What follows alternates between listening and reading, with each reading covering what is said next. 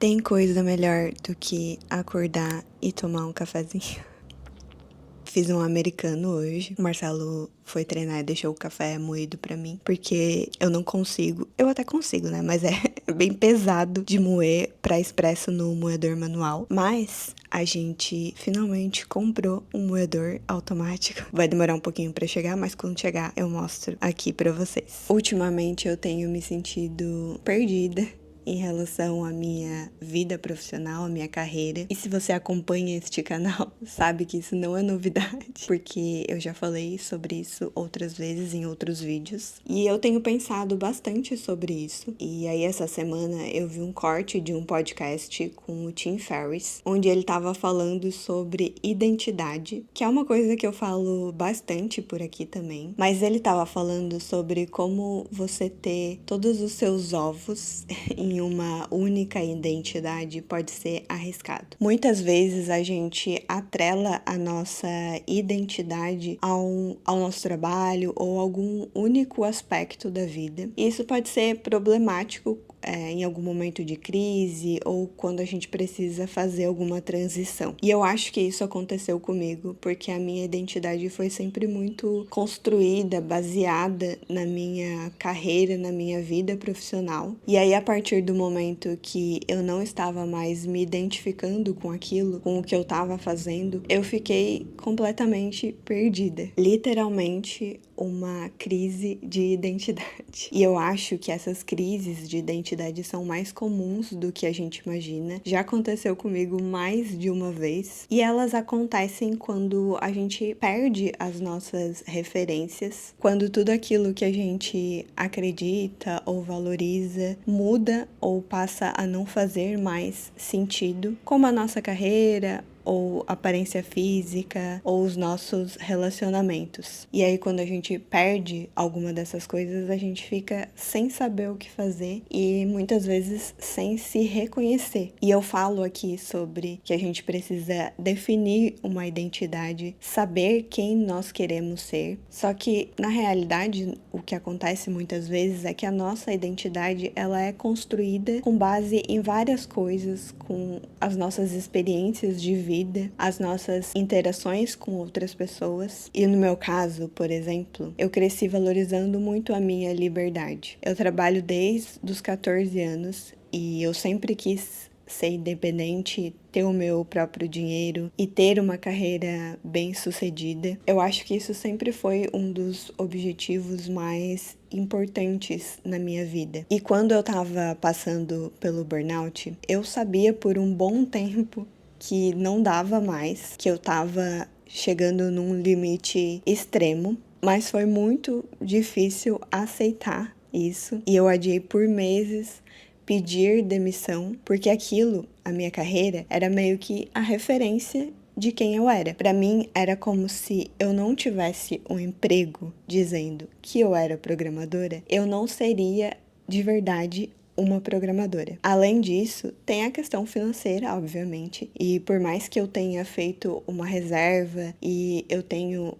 o apoio do Marcelo, não é a situação mais confortável. E aí também, por exemplo, quando eu falo que eu crio conteúdo, as pessoas me perguntam quanto dinheiro eu ganho com o YouTube, e aí eu tenho que explicar que não tem dinheiro ainda. Mas eu tenho entendido cada vez mais que o meu sucesso não pode ser pautado na quantidade de dinheiro que eu ganho, e sim no valor que eu agrego na vida das pessoas com o meu trabalho, seja ele programando, né, como programadora, ou criando conteúdo. E aí que entra a questão de diversificar a sua identidade, que o Tim Ferriss falou. Segundo ele, a gente precisa diversificar as nossas fontes de identidade, os nossos hobbies com os nossos relacionamentos, a nossa saúde, esporte, atividade física, entre outras coisas. Porque isso nos ajuda a lidar melhor com as situações de estresse ou de fracasso, porque a nossa autoestima não está completamente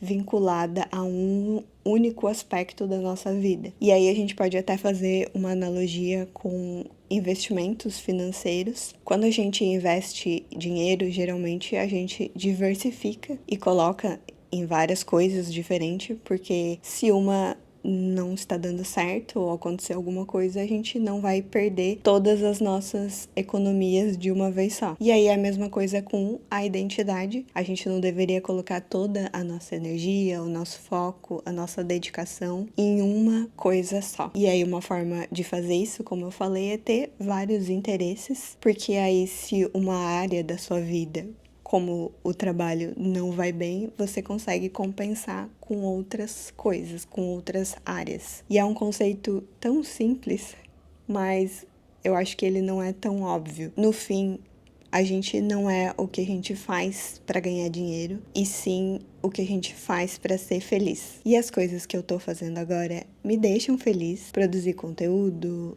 trabalhar em projetos que me animam, mas mesmo assim, eu ainda me sinto perdida e eu me cobro demais, como vocês já devem ter percebido também. Mas eu sei que eu preciso confiar no processo. Enfim, mais um desabafo e uma reflexão neste canal. E eu gosto de compartilhar essas coisas e o que eu tô sentindo e o que eu tô pensando e passando, porque às vezes a gente vê apenas recorte da vida das pessoas e acha que elas têm tudo muito bem resolvido, e nem sempre é assim. E além disso, eu acho que compartilhando com outros, a gente se sente menos sozinhos.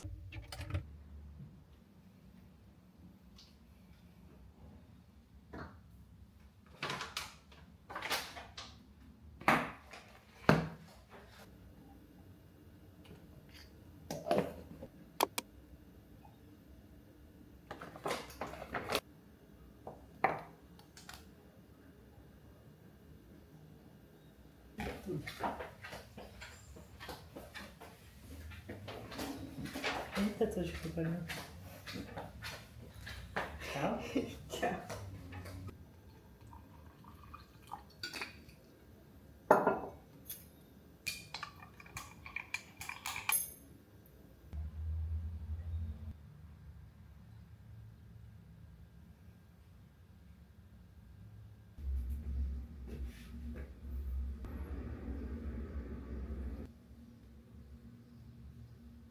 Diga que você corre sem dizer que você corre.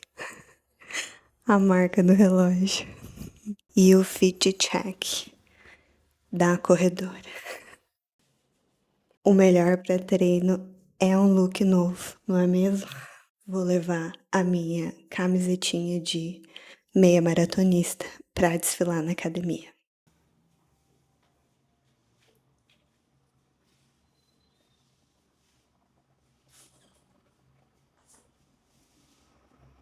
Essa semana eu estou seguindo os treinos certinho, fazendo a planilha como o treinador passou, sem exagerar nos treinos. E hoje eu vou correr, mas eu vou na academia porque é um treino de tiros. Tiros de 200 metros. Tem alguém, será, aí, que gosta de fazer treino de tiros? Pra mim é só sofrimento mesmo.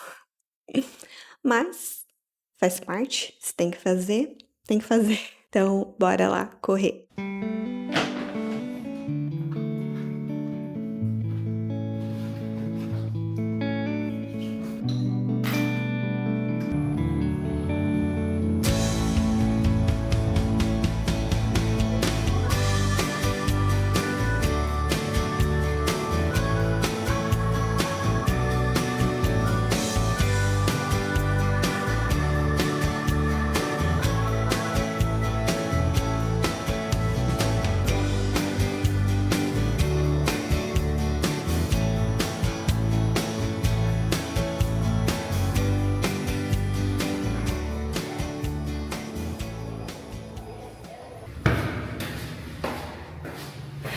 Olha o meu estado pós-treino de tiros. Só por um banho.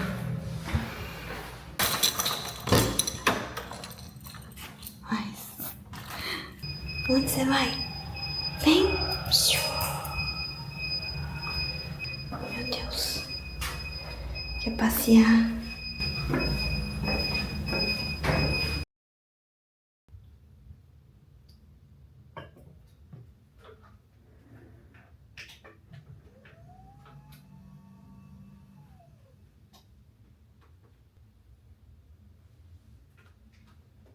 Eu troquei de lugar com o Marcelo. A gente trocou as mesas, na verdade, de lugar, porque ia dar muito trabalho trocar o suporte. Enfim, já tá tudo certinho, né? O nosso setup, o meu e dele. Então a gente só trocou as mesas de lugar. Antes eu tava sentada ali.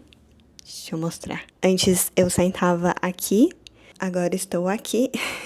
E eu troquei de lugar com ele, foi só pra filmar mesmo, porque pra ele não ficar de fundo em todos os meus vídeos. E aqui também eu tenho mais espaço a favor da luz, né? Porque tem uma janela ali. E aí, pra mim filmar de lá, ficava contra a luz e não tem muito espaço lá, né? Porque tem a janela. E aí foi só por isso mesmo. Agora eu tenho outras opções de takes.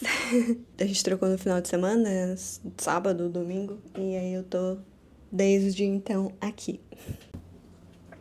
E eu vou tomar um shake pós-treino agora. Eu fui altamente influenciada pelas meninas que eu sigo que divulgaram esse produto aqui. Realmente é muito bom. Coloquei a Pen e o Jean do The Office lá no fundo. E eu tô aqui dando uma enrolada pra começar a trabalhar. Geralmente, depois que eu corro, se não é um treino muito forte, eu fico energizada depois da corrida, animada. Mas o treino de tiros, ou quando é muito forte, dá uma baixada na minha energia. E aí eu tô aqui procrastinando um pouco, né? Quem nunca?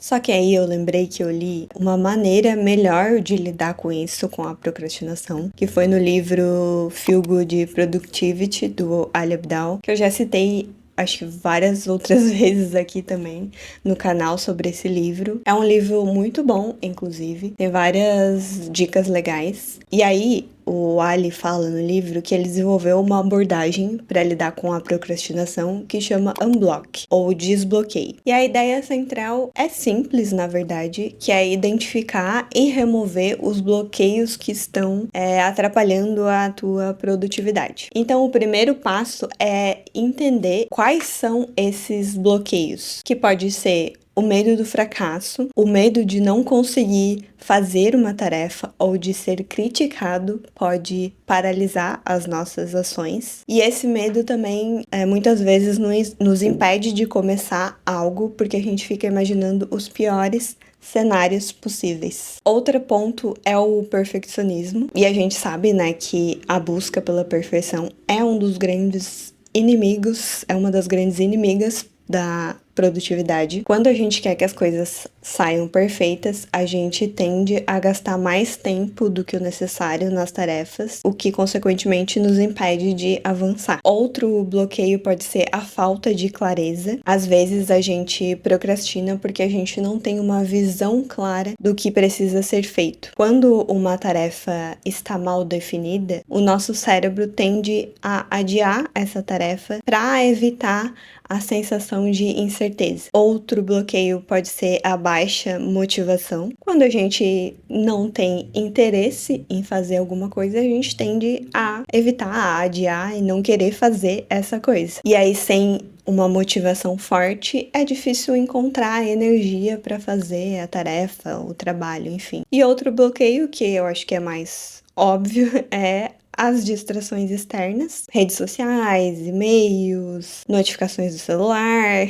Ontem, inclusive, eu postei um Reels lá no meu Instagram que eu fiz um time-lapse enquanto eu tava fazendo uma sessão de foco pra evitar as distrações, pra não pegar o celular realmente durante todo o meu bloco de foco. Eu acho que o meu foco melhorou. Eu acho que com a questão das redes sociais e o meu vício, que eu já falei aqui também, afetou bastante, mas tem melhorado a minha capacidade de focar. Mas às vezes a gente realmente não pode dar chance ao erro, né? Então, deixar o celular longe, inacessível, para evitar se distrair. E aí, a partir do momento que você identifica quais são os seus bloqueios, ele dá alguns passos para você tentar superar isso. O primeiro passo é dividir a tarefa, as coisas que precisa fazer a tarefa em tarefas menores, porque uma das principais razões que a gente procrastina quando tem que fazer uma tarefa é porque as tarefas estão muito grandes e elas parecem assustadoras. E na programação a gente faz muito isso, né? Geralmente a gente tem que implementar uma funcionalidade, uma coisa que é grande, e aí a gente divide, quebra esse problema, essa tarefa em coisas menores, em entregáveis menores, para conseguir fazer e também para ajudar nessa sensação de progresso. Outra coisa é trabalhar com prazos curtos. E aí no livro ele dá a dica da técnica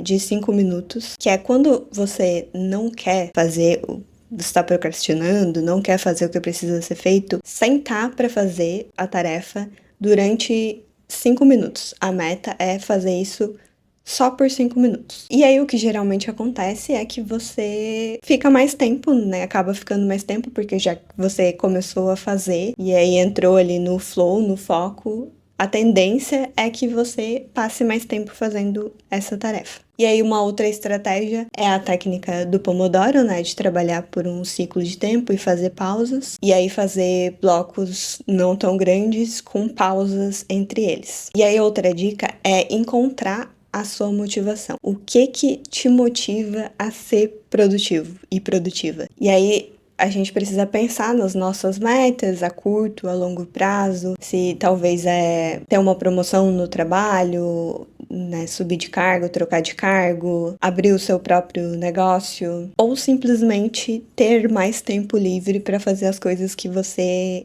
ama. E aí, tentar manter sempre essas motivações em mente e usar como combustível para continuar. E aí, por fim, algo que é mais clichê, mas eu acho que a gente faz tão pouco, pelo menos eu faço muito pouco, que é comemorar as nossas pequenas vitórias. Ele destaca bastante no livro essa questão de se recompensar quando você completa tarefas, porque isso cria um ciclo, na verdade, reforça um ciclo de produtividade. E eu achei legal essa abordagem que ele trouxe no livro. O livro todo tem essa... chama produtividade do bem, né? Em português, se eu não me engano. Então tem toda essa questão de ao invés de a gente se culpar por não conseguir, a gente precisa entender os nossos bloqueios e enfrentar eles de maneira mais leve e mais eficaz. E não que a procrastinação não vai mais acontecer, né? Vai continuar acontecendo, mas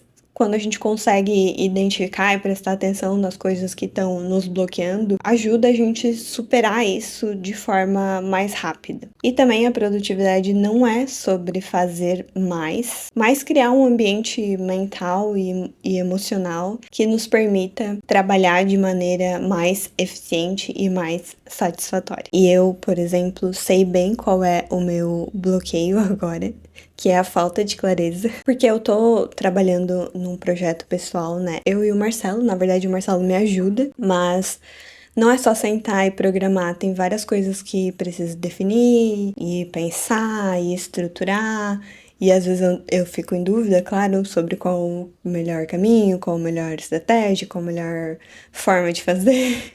E isso vai criando, né, uma certa ansiedade que faz com que eu tenda a procrastinar para sentar e tomar essas decisões, né? Fazer essas definições. Mas é isso. Eu vou usar a técnica dos 5 minutos e vou focar aqui um pouco.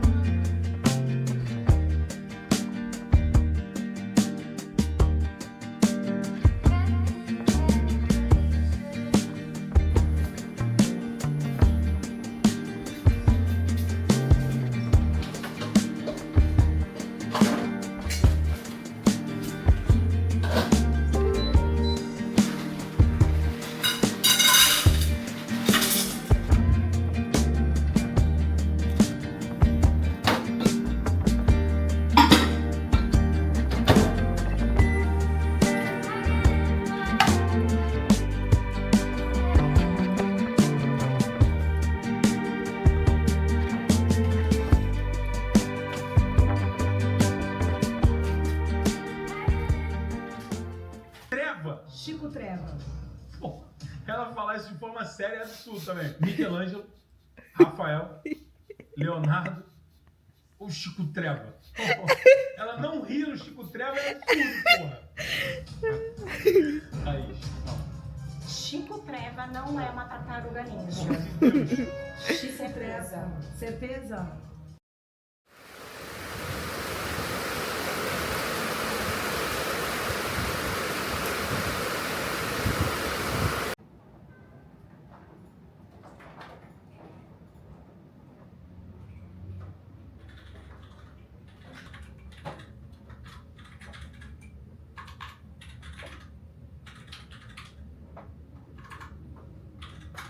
Estou aqui de novo de look de treino.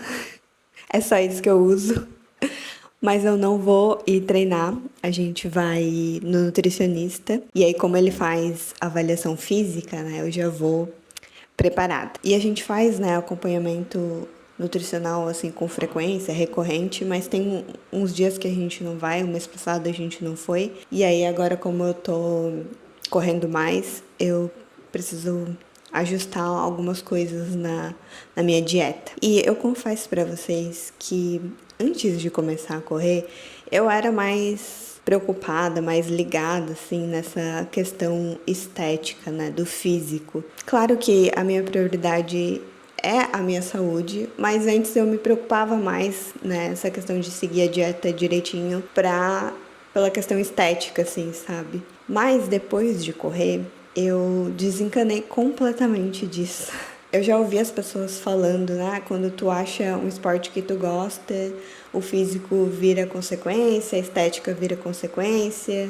E realmente hoje em dia eu me preocupo em me alimentar, né, bem, muito mais pela minha performance e para mim conseguir fazer os treinos, para mim ter força, para mim ter resistência. E claro, não vou ser hipócrita de dizer que eu não ligo nada para estética, né? Eu gosto de ter um corpo que eu goste, que eu me sinta bonita, mas a prioridade, além da minha saúde, é eu estar podendo e conseguindo correr. E eu não sei se esse é um assunto que interessa a vocês, de eu mostrar mais a minha alimentação, mais detalhes do meu treino e como eu divido, enfim.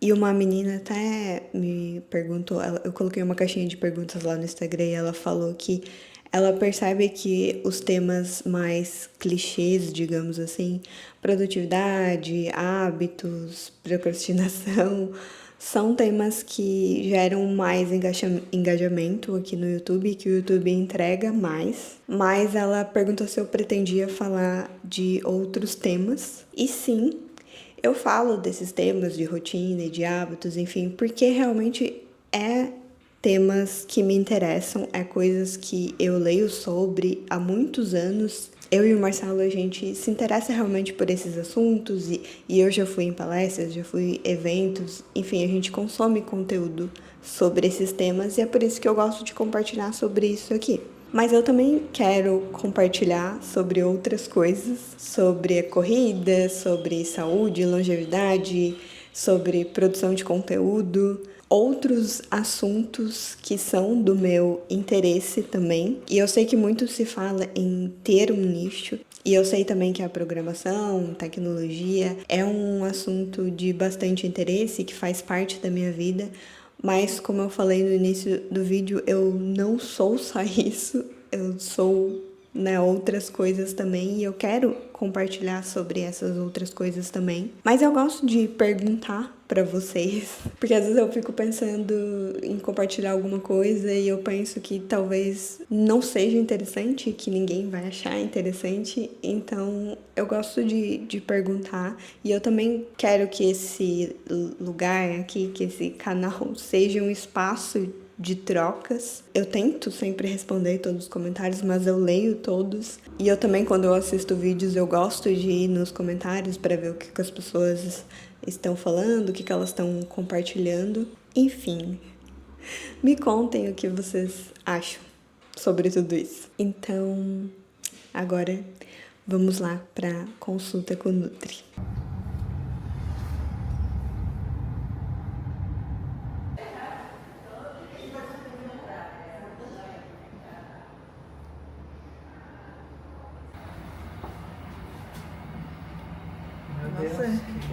treino. Que elevador grande, fundo. Continua tranquilo na dieta sem carb up? Sim, continua. Que horário tá sendo esses treinos de corrida e de musculação? De manhã cedo, todos. Todos? Aham. Tem só... Nunca é os dois juntos? Tem só um dia que tá sendo os dois juntos, aí eu faço um de manhã cedo e o outro mais pro final da manhã. Tá, perfeito. Você tá com 2 litros agora correndo mais, principalmente tá agora no bom. verão, dá pra tomar mais. Sim, tá bom. Ali batendo sempre os pesos, aí já começa a ficar legal. Adivinha onde a gente está indo? A exceção todo dia do Nutri. A exceção que virou regra é tomar café. Aqui também a gente tá a menos de uma quadra do café. Não dá pra vir até aqui e não tomar um café. Né?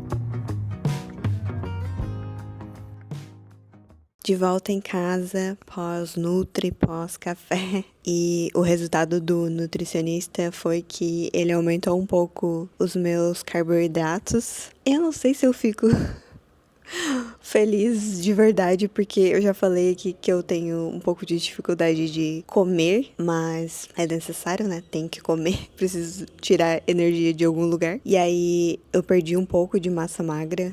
Meu volume muscular diminuiu e eu tinha notado mesmo que eu tava mais fina.